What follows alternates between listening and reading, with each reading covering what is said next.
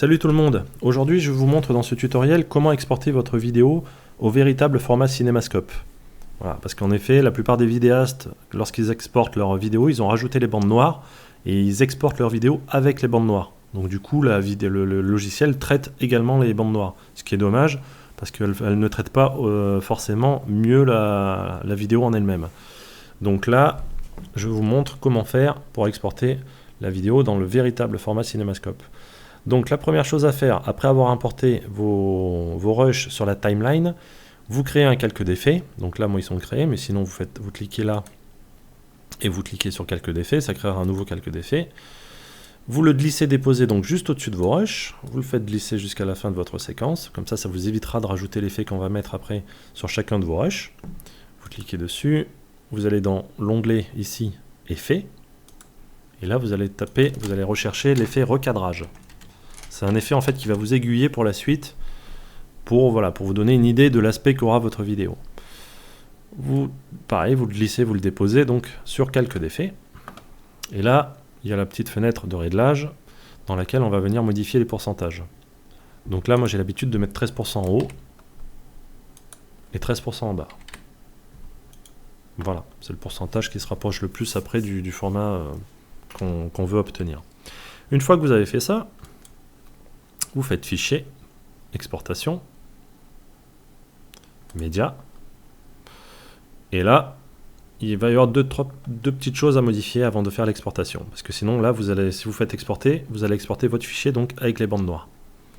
Alors que nous, justement, on veut éviter de mettre les bandes noires dans le fichier final.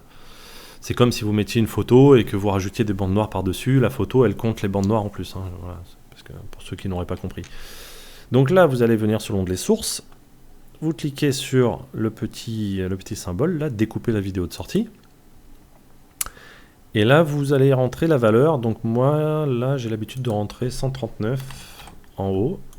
Voilà, donc là, vous voyez, vous pouvez le faire en glissant aussi. Vous mettez là et vous glissez.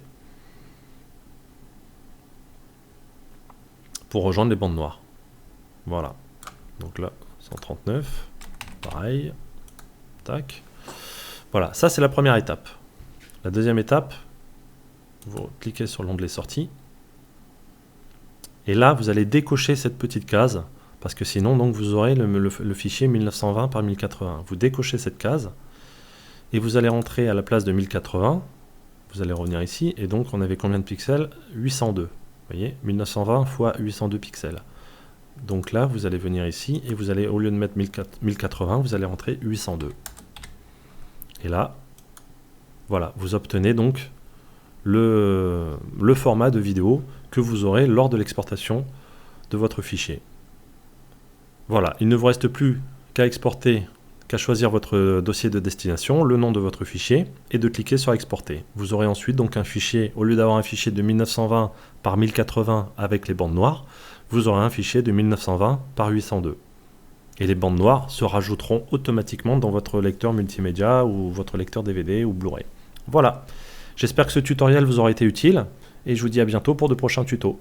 Salut!